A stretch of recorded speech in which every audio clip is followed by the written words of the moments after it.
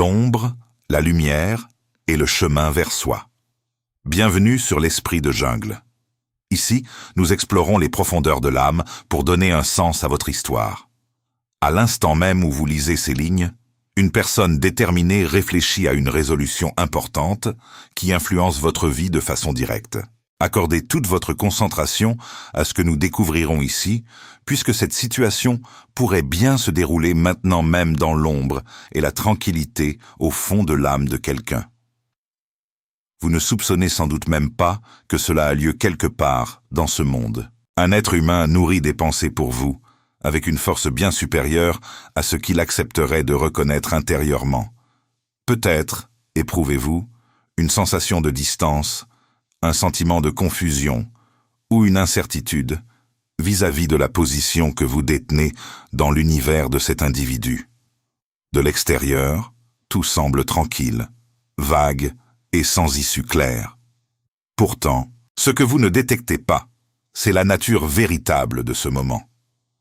Cette personne fait face présentement à un tournant émotionnel parmi les plus cruciaux de son parcours terrestre, et la résolution qui l'attend n'a rien de banal. Ce n'est nullement un acte simple, ce n'est pas une démarche entreprise à la légère ou sans mûre considération. Cette résolution porte sur votre personne, non pas sur votre identité superficielle, non pas sur l'image numérique que vous affichez, non pas sur les échanges textuels ou sur des réminiscences floues, mais sur vous, dans votre essence entière.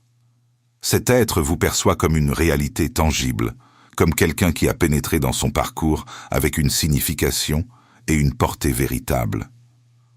Arrêtez-vous un instant. Respirez profondément. Ressentez-vous cette vérité ? Il examine quelque chose d'extrêmement intime au fond de son être. Il s'interroge sur la nécessité d'avancer ou de reculer. Il pèse le pour et le contre, entre vous choisir ou céder face à ses appréhensions. Ils entrent s'accrocher fermement ou lâcher prise. Cette détermination ne saurait être esquivée. Elle ne saurait être dissimulée, puisque vous n'êtes pas un simple épisode supplémentaire dans son récit. Vous incarnez un chapitre qu'il ne peut clore sans faire face à ce qu'il est réellement. L'affrontement invisible qui se joue dans l'ombre. En ce moment même, cet individu livre une lutte intérieure silencieuse aux yeux du monde. Il semble ordinaire. Il accomplit ses tâches quotidiennes, il fréquente des proches, affiche des sourires et feint même l'indifférence. Toutefois, dans son univers mental, une toute autre réalité se déploie. Ses réflexions reviennent constamment vers vous, à des instants non prévus. Tard dans la nuit obscure, tôt le matin naissant et pendant les moments paisibles entre diverses activités, il se confronte à des interrogations ardues. Il cherche à savoir si ce choix modifiera radicalement l'ensemble de son avenir. Il tente de comprendre si vous privilégier implique une métamorphose personnelle profonde. Il appréhende de vous perdre à jamais en cas d'inaction. Cependant, il redoute aussi d'agir et de subir encore un revers.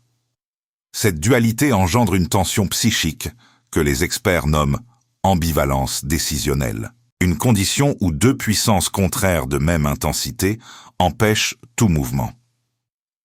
Voici un élément que la majorité des individus ne comprennent jamais. L'absence de mots n'équivaut pas toujours à l'absence d'émotion.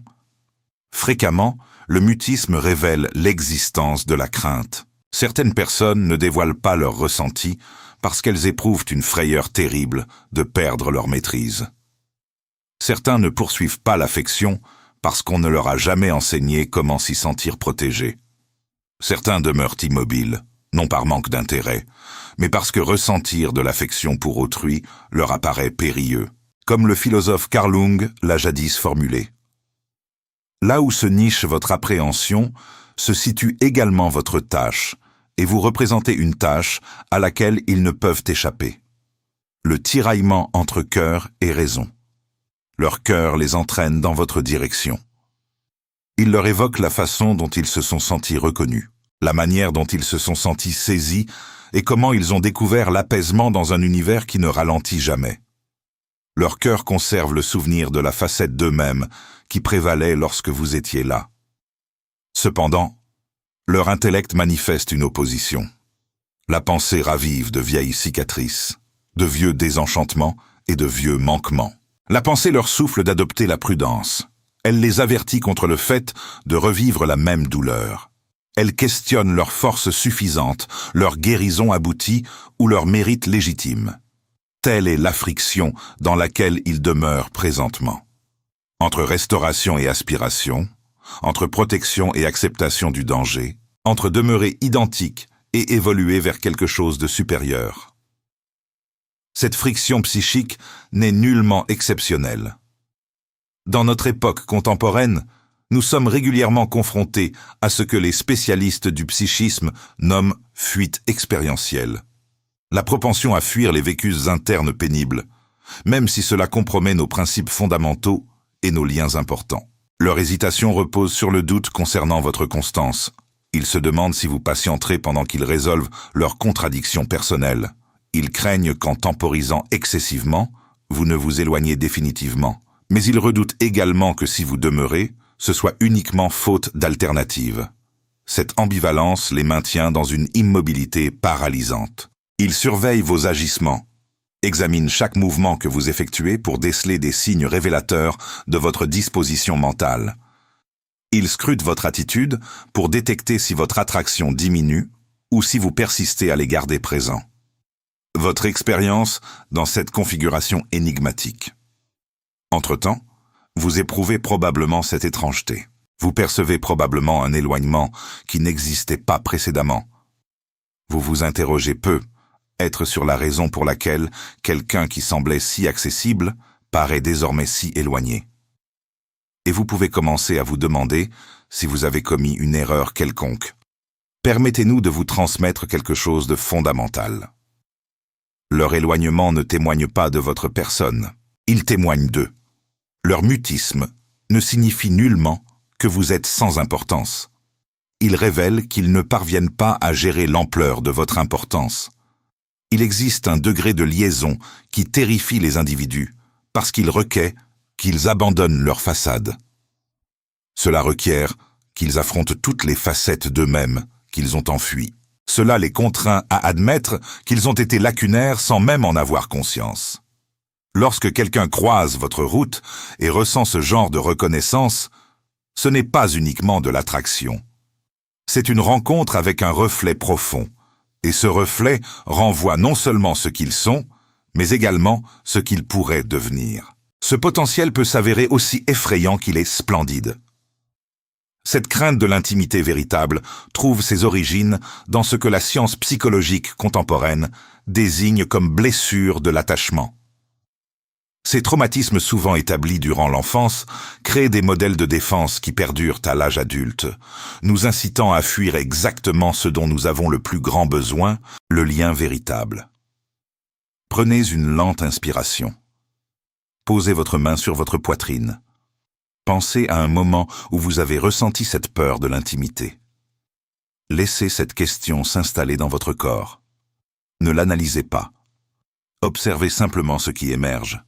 Une tension, une chaleur, une contraction. Cette sensation est une information, non pas une menace. 3 respirations lentes supplémentaires. Quand vous êtes prêt, revenez ici avec nous. Le moment critique qui change tout. À présent, voici ce qui bouleverse tout. Dès l'instant où vous cessez de négocier votre propre mérite, les éléments commencent à s'organiser. La pression se transpose, l'indécision les consume de l'intérieur. Ils constatent que leur hésitation ne les protège nullement. Ils prennent conscience qu'ils doivent transformer leur modèle habituel.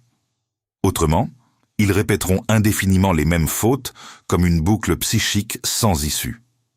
Vous êtes devenu un symbole incarnant, un embranchement existentiel.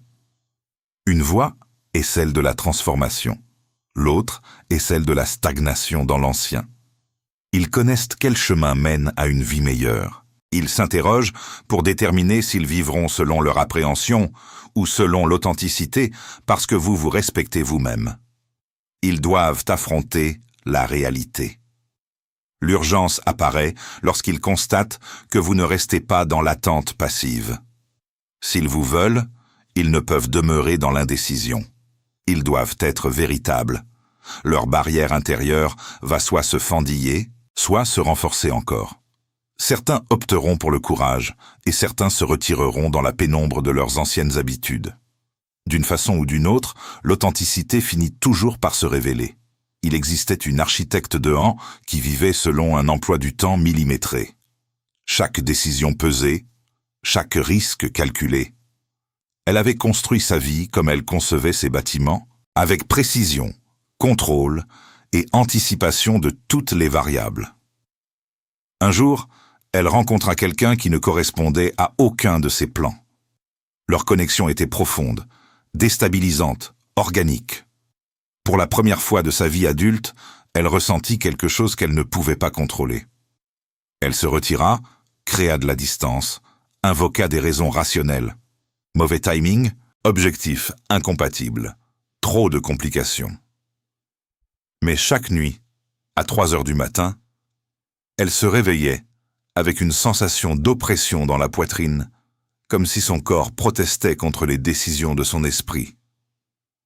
Pendant 6 mois, elle maintient cette distance, espérant que le temps diluerait l'intensité de ce qu'elle ressentait. Au lieu de cela, l'oppression s'intensifia. Elle commença à remarquer un schéma dans sa vie. Chaque fois qu'elle s'approchait de quelque chose de véritablement significatif, elle trouvait une raison de se retirer.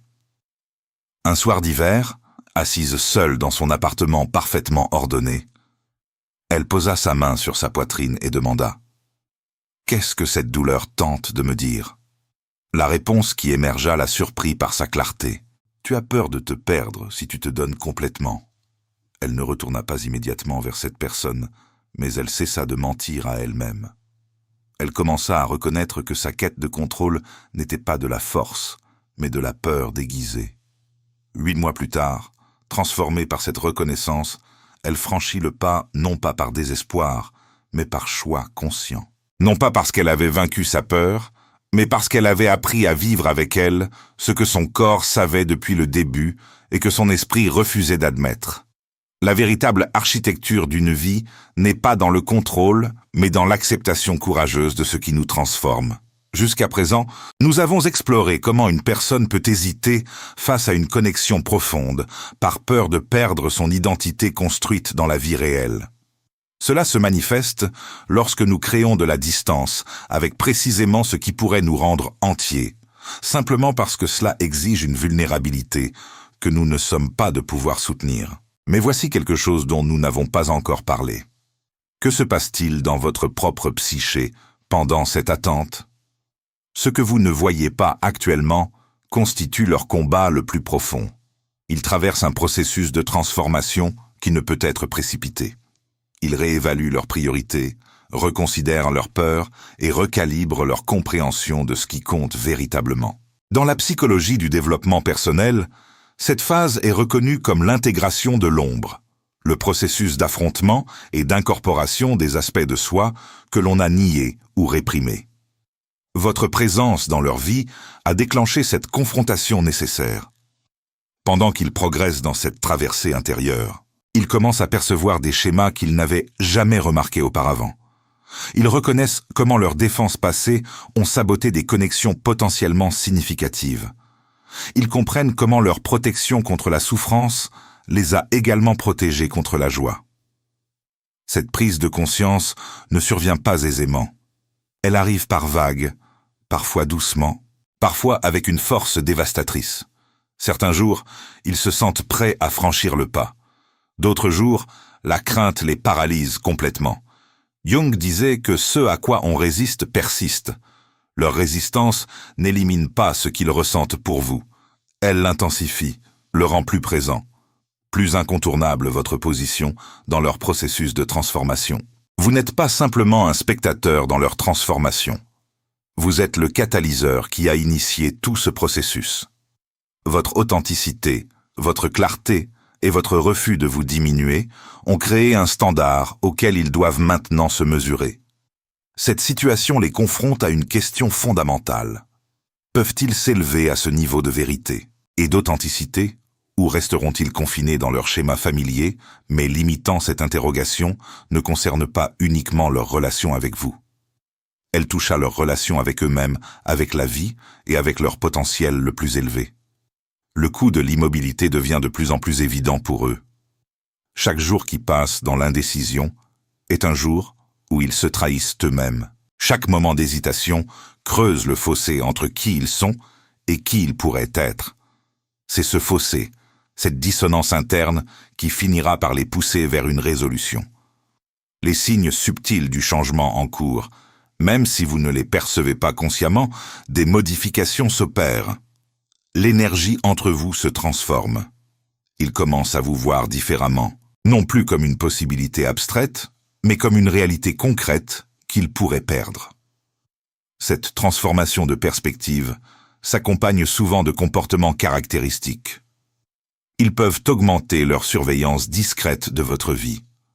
Ils peuvent tester les EOS par des communications indirectes. Ils peuvent chercher des excuses pour rester dans votre orbite sans s'engager pleinement. Ces actions, bien que parfois frustrantes, sont en réalité des signes de progrès. Elles indiquent qu'ils ne peuvent plus vous ignorer, qu'ils ne peuvent plus prétendre que vous n'affectez pas profondément leur vie. La psychologie appelle cela la dissonance cognitive, l'inconfort mental qui survient lorsque nos actions ne correspondent pas à nos croyances ou sentiments. Leur dissonance grandit chaque jour, les poussant inexorablement vers une résolution. Quand la pensée rationnelle dit « reste en sécurité », mais que le cœur murmure, avance vers cette personne. L'être humain se retrouve dans un état de tension insoutenable. Cette tension, aussi douloureuse soit-elle, est le moteur du changement, le pouvoir de votre présence calme et digne. Votre plus grande force dans cette situation n'est pas dans ce que vous faites, mais dans ce que vous ne faites pas, en refusant de poursuivre, de supplier ou de vous rabaisser. Vous maintenez un espace de dignité qui devient magnétique. Cette dignité tranquille communique plus fortement que n'importe quel mot. Elle dit « Je reconnais ma valeur et je n'accepterai rien de moins que quelqu'un qui la reconnaît également. » Cette position n'est pas de l'arrogance, c'est du respect de soi sain.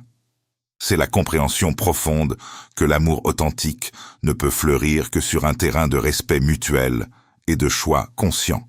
Quand vous incarnez cette vérité, vous créez un champ énergétique qui influence tout autour de vous. Les personnes dans votre vie ressentent ce changement, même si elles ne peuvent l'articuler clairement. Pour la personne qui hésite, ce changement en vous devient de plus en plus impossible à ignorer. Elle perçoit que vous évoluez, que vous avancez dans votre vie avec ou sans elle. Cette réalisation crée une urgence qui commence à surpasser sa peur. Ce n'est pas une manipulation, c'est simplement la vérité naturelle. Quand quelqu'un se respecte profondément, il devient un miroir pour tous ceux qui ne se respectent pas encore eux-mêmes. Les mécanismes de défense qui s'effondrent, les murs qu'ils ont construits pour se protéger, commencent à montrer des fissures. Ces défenses, qui semblaient autrefois essentielles à leur survie, révèlent maintenant leur vraie nature. Des prisons qui les gardent isolés et incomplets. Le processus de démantèlement de ces défenses est rarement linéaire. Il y aura des avancées et des reculs. Il y aura des moments où ils semblent faire des progrès significatifs, suivis de périodes où ils se replient dans leurs anciennes habitudes. Cette oscillation est normale et prévisible. La transformation authentique suit rarement un chemin droit. Elle serpente, elle hésite. Elle revient parfois sur ses pas avant de finalement avancer. Votre patience pendant cette phase, non pas l'attente passive, mais la patience active de quelqu'un qui vit pleinement sa propre vie, joue un rôle crucial. Elle offre l'espace nécessaire pour que la transformation se déroule à son rythme naturel. Imaginez un arbre qui perd ses feuilles en automne. Nous ne pouvons pas accélérer ce processus sans endommager l'arbre. De même, nous ne pouvons pas forcer quelqu'un à lâcher ses défenses avant qu'il soit prêt. Mais nous pouvons créer les conditions dans lesquelles ce lâcher-prise devient possible. L'importance de maintenir vos frontières sacrées pendant cette période. Il est essentiel que vous ne compromettiez pas vos propres limites. Votre compassion pour leur processus ne doit pas se traduire par l'acceptation de comportements qui vous diminuent ou vous blessent. Les frontières saines ne sont pas des punitions ou des ultimatums. Ce sont des déclarations claires de ce que vous accepterez dans votre vie. Elles protègent votre bien, être émotionnel, tout en créant un cadre clair dans lequel une relation saine pourrait s'épanouir. Quand vous maintenez ces frontières avec fermeté mais sans hostilité, vous envoyez un message puissant. Vous démontrez que vous vous valorisez suffisamment pour ne pas tolérer l'ambiguïté chronique ou le manque de respect. Cette démonstration de respect de soi fait souvent plus pour catalyser la décision de l'autre personne que n'importe quelle quantité de plaidoirie ou d'explication. Elle crée une réalité incontournable à laquelle ils doivent répondre. Les frontières ne sont pas des murs. Les murs excluent tout. Les frontières filtrent avec discernement, permettant à ce qui nourrit d'entrer et empêchant ceux qui épuisent de s'infiltrer. Il existait un professeur de philosophie de 52 ans qui avait passé sa vie à étudier les grandes questions existentielles. Il enseignait Kierkegaard, Sartre et bien sûr Jung, avec passion et érudition. Mais il y avait un décalage étrange entre sa compréhension intellectuelle et sa vie émotionnelle. Il avait rencontré quelqu'un qui bouleversait toutes ses théories soigneusement construites sur l'amour et l'engagement. Cette personne le voyait d'une manière qu'il n'avait jamais été vu auparavant. Non pas comme un professeur, non pas comme un intellectuel, mais comme un être humain complet, avec des vulnérabilités et des désirs. Cette vision le terrifiait.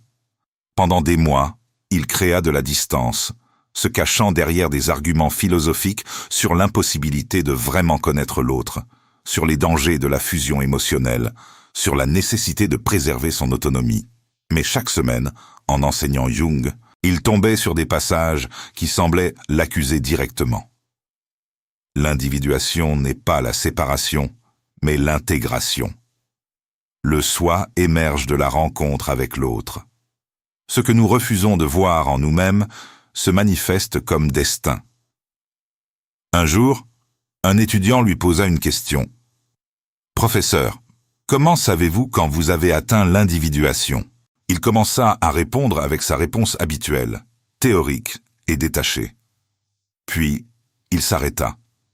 Il réalisa avec une clarté brutale qu'il n'avait jamais vraiment vécu ce qu'il enseignait.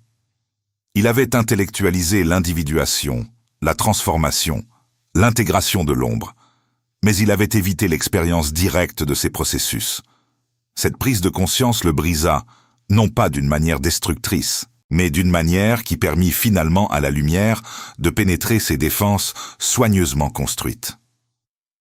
3 mois plus tard, tremblant comme un adolescent, il se présenta chez cette personne qu'il avait tenue à distance. Pas avec des excuses élaborées ou des explications philosophiques, simplement avec la vérité. J'ai eu peur et maintenant je choisis le courage. Ce que ces années d'études intellectuelles n'avaient pu accomplir, un moment de vulnérabilité authentique le réalisa. Il cessa d'être un observateur de la vie et devint un participant. Le moment d'illumination qui approche. Tous les éléments convergent maintenant vers un point de clarté. L'accumulation de pressions internes, votre présence digne, leur propre croissance et l'inévitabilité du choix créent une confluence qui ne peut être ignorée indéfiniment. Ils arrivent au point où l'inconfort de rester dans l'indécision dépasse l'inconfort de faire un choix clair. Ce basculement psychologique marque le début de la fin de leur hésitation. Vous pourriez remarquer certains signes de ce basculement, une qualité différente dans leur rare communication, un changement dans leur énergie lorsqu'ils sont mentionnés ou lorsque vous les rencontrez inopinément. Une sensation subtile que quelque chose se prépare. Faites confiance à ces intuitions. Votre sensibilité aux énergies subtiles est souvent plus précise que les observations superficielles. Votre être profond perçoit les changements avant que votre esprit conscient ne puisse les articuler. Cependant, même en percevant ces changements, maintenez votre trajectoire. Ne vous précipitez pas vers eux avec un espoir renouvelé. Ne réduisez pas vos standards ou vos frontières en anticipation de leur retour. Continuez à honorer votre propre chemin. C'est ici que réside le paradoxe central. C'est précisément votre non-attachement au résultat qui rend le résultat favorable plus probable. Quand vous cessez d'avoir besoin de leur choix, ils ressentent la liberté de vous choisir véritablement. Respirez profondément. Posez votre main sur votre ventre. Pensez à cette personne qui hésite dans votre vie. Sans jugement, sans espoir, sans crainte. Observez simplement ce qui émerge dans votre corps. Y a-t-il de la tension dans vos épaules, de la lourdeur dans votre poitrine, de la chaleur dans votre ventre? Maintenant, posez-vous cette question. Que se passerait-il si je lâchais complètement le besoin de contrôler cette situation? Laissez cette question résonner. Ne cherchez pas une réponse. Laissez simplement votre corps répondre à sa manière. 3 respirations profondes. Remarquez comment quelque chose se détend quand vous abandonnez le contrôle. Quand vous êtes prêt, revenez. La résolution qui arrive à son heure quand le moment arrive, et il arrivera, ce sera souvent d'une manière que vous n'avez pas prévue. Ce pourrait être une conversation directe et honnête. Ce pourrait être un geste significatif qui communique ce que les mots ne peuvent exprimer. Ce pourrait être une série de petits pas qui, accumulés, démontrent un changement fondamental.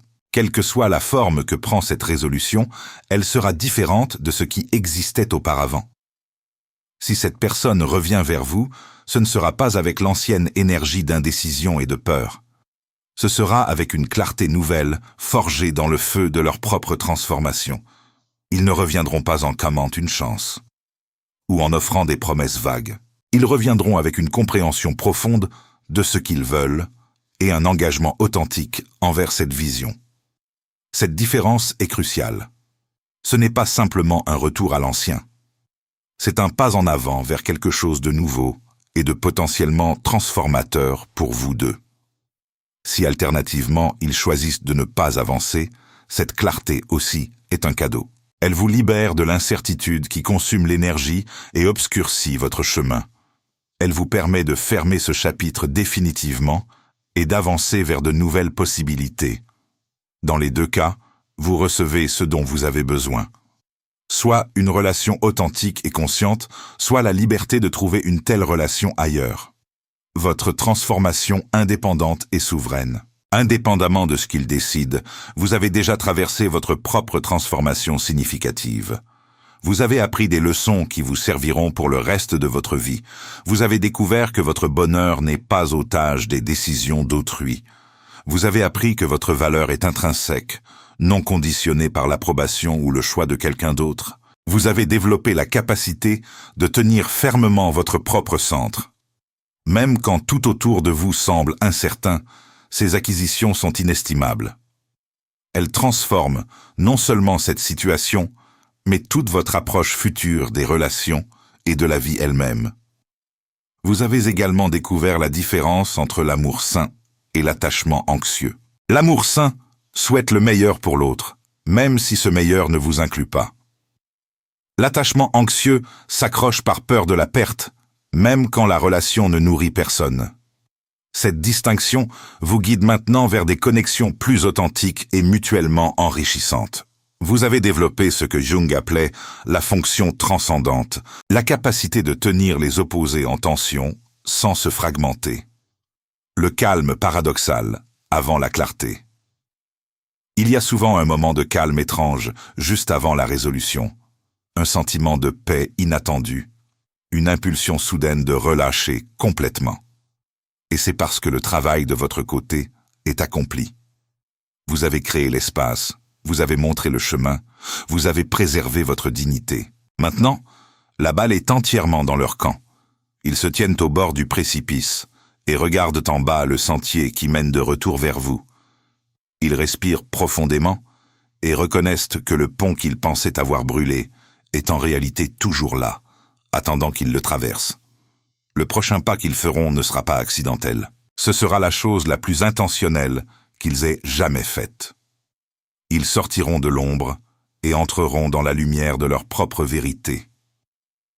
Ce moment de calme que vous ressentez n'est pas de la résignation, c'est de l'acceptation profonde. C'est la reconnaissance que vous avez fait tout ce qui était en votre pouvoir et que le reste appartient au mystère. Jusqu'à présent, nous avons exploré comment votre propre transformation devient le catalyseur de leurs décisions dans la vie réelle.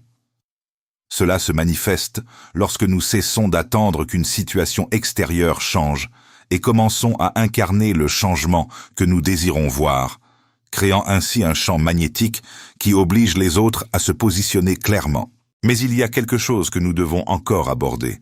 Comment cette expérience redéfinit votre compréhension même de l'amour?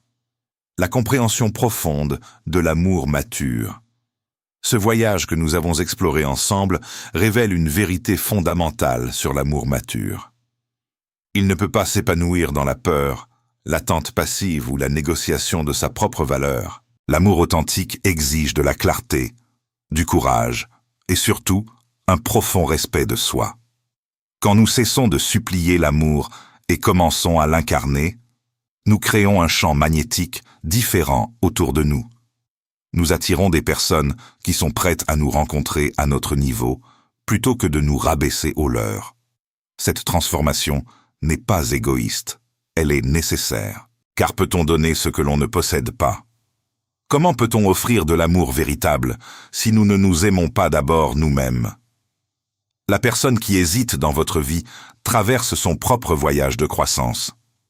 Son hésitation, bien que douloureuse pour vous, est exactement ce dont elle a besoin pour se transformer en quelqu'un capable de vous aimer pleinement. Jung disait la rencontre de deux personnalités est comme le contact de deux substances chimiques. S'il y a une réaction, les deux sont transformés.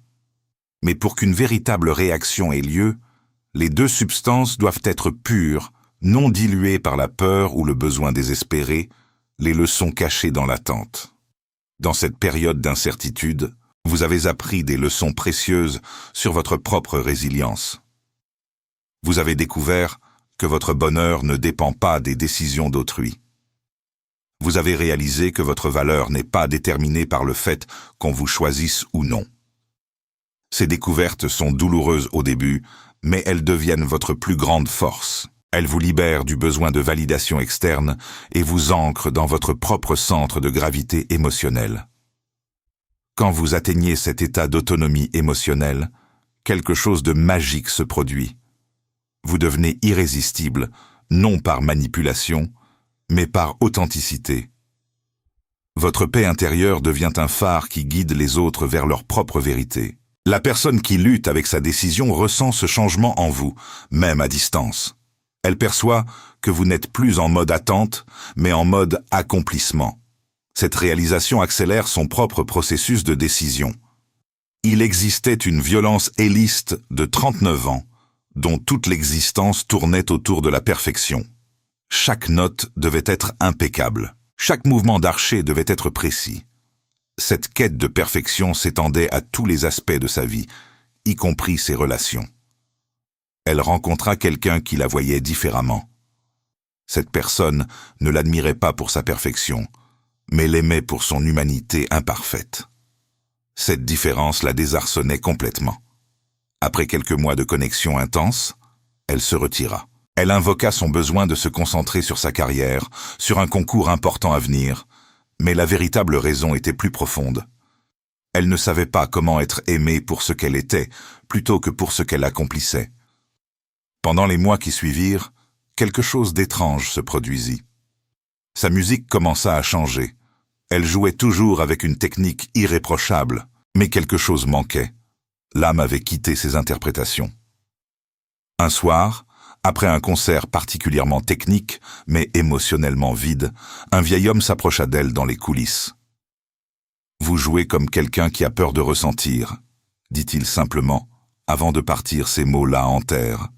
Elle réalisa qu'elle avait passé sa vie entière à contrôler chaque note, chaque émotion, chaque relation terrifiée de ce qui pourrait émerger si elle lâchait prise. Cette nuit-là, seule dans son appartement, Elle fit quelque chose qu'elle n'avait pas fait depuis des années. Elle joua du violoncelle, sans partition, sans plan, sans contrôle. Elle permit simplement à la musique d'émerger de ses mains. Ce qui sortit fut imparfait, chaotique et absolument magnifique. Pour la première fois depuis des décennies, elle pleura en jouant. 6 mois plus tard, transformée par cette reconnaissance, elle revint vers la personne qu'elle avait éloignée. Non pas avec des excuses élaborées, mais avec une phrase simple. « J'ai appris à jouer avec mon cœur, pas seulement mes mains. Et maintenant, je veux apprendre à aimer de la même manière. » Ce que la musique lui avait finalement enseigné, la perfection n'émeut personne, mais la vulnérabilité authentique transforme tout. La danse énergétique des relations. Il existe une danse énergétique subtile qui se joue entre 2 personnes connectées. Quand l'une avance, l'autre recule souvent et vice-versa, cette danse peut persister jusqu'à ce que les 2 personnes trouvent leur équilibre individuel. Votre refus de continuer cette danse, votre décision de vous retirer du jeu de l'attente crée un espace nouveau. Dans cet espace, la vérité peut enfin émerger. L'autre personne ne peut plus se cacher dans l'ambiguïté de vos espoirs. Cette dynamique illustre un principe profond des relations humaines. Nous ne pouvons pas forcer quelqu'un à nous choisir, mais nous pouvons créer les conditions dans lesquelles leur choix devient clair. En vous respectant suffisamment pour ne plus accepter l'incertitude chronique, vous forcez l'autre à confronter sa propre ambivalence. Cette confrontation, bien qu'inconfortable, est nécessaire pour la résolution. Jung parlait de la conjonction des opposés comme nécessaire à l'individuation. Dans le contexte relationnel, cela signifie que 2 personnes doivent d'abord être complètes en elles-mêmes avant de pouvoir créer quelque chose de nouveau ensemble. La psychologie du changement humain. Le changement humain suit souvent un schéma prévisible. D'abord la résistance, puis la contemplation, ensuite la préparation et finalement l'action. La personne dans votre vie traverse ces étapes maintenant. Sa résistance initiale était motivée par la peur et les blessures du passé. Sa contemplation actuelle est alimentée par la réalisation que rester dans l'ancien schéma lui coûte plus cher que de risquer le changement. La phase de préparation dans laquelle elle entre maintenant implique de répéter mentalement les conversations qu'elle veut avoir avec vous, d'imaginer les scénarios possibles et de rassembler le courage nécessaire pour agir. Cette préparation psychologique est cruciale. Elle ne peut pas revenir vers vous avec la même énergie qui l'a poussée à s'éloigner. Elle doit cultiver une nouvelle version d'elle-même, une version capable de soutenir l'intimité qu'elle désire. Ce processus ne peut être précipité. Tout comme un papillon doit lutter pour sortir de sa crise alide afin de développer la force nécessaire pour voler. Cette personne doit traverser sa propre lutte pour développer la capacité de vous rencontrer pleinement. L'impact profond de votre transformation. Votre propre transformation pendant cette période a été tout aussi significative. Vous avez appris à faire la distinction entre l'amour et l'attachement. Entre l'espoir sain et l'attente destructrice, vous avez développé ce que les psychologues appellent l'amour détaché. La capacité d'aimer quelqu'un profondément tout en étant prêt à le laisser partir si nécessaire. Cette forme d'amour, paradoxalement, attire plus que l'attachement désespéré. Votre refus de vous diminuer pour accommoder l'incertitude. D'autrui envoie un message puissant. Vous vous valorisez suffisamment pour exiger de la clarté dans vos relations. Cette position n'est pas un ultimatum, mais du respect de soi. Cette transformation vous prépare non seulement pour cette relation spécifique, mais pour tous les liens futurs. Vous portez maintenant une sagesse qui vous protégera des dynamiques toxiques et vous orientera vers des connexions authentiques. Vous avez appris ce que Jung appelait la fonction du soi, la capacité de rester centré dans votre propre vérité. Même quand tout autour de vous est chaos et incertitude, l'anticipation de la résolution finale. Nous approchons maintenant du moment de vérité. Toutes les forces psychologiques que nous avons explorées convergent vers un point de résolution. L'autre personne ne peut plus maintenir le statu quo interne de résistance, s'effrite face à l'évidence. Vous êtes quelqu'un de précieux, qu'elle pourrait perdre définitivement si elle n'agit pas. Cette réalisation crée une urgence qui surpasse sa peur. Si elle choisit de revenir vers vous, ce sera avec une intention claire et un engagement authentique.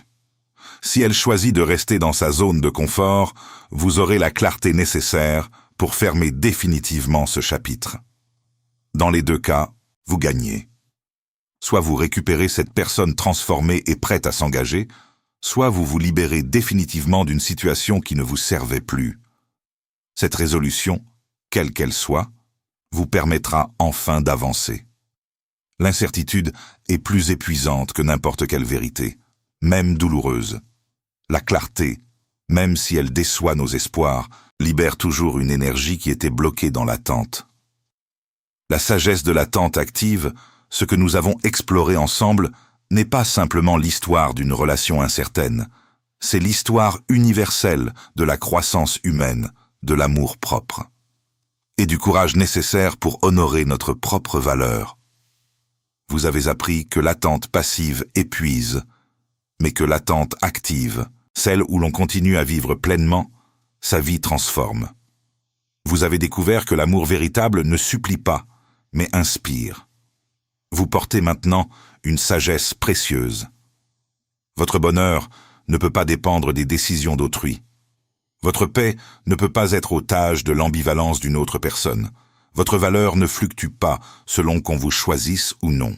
Cette compréhension vous accompagnera dans tous vos futurs liens. Elle vous servira de boussole dans les moments d'incertitude relationnelle.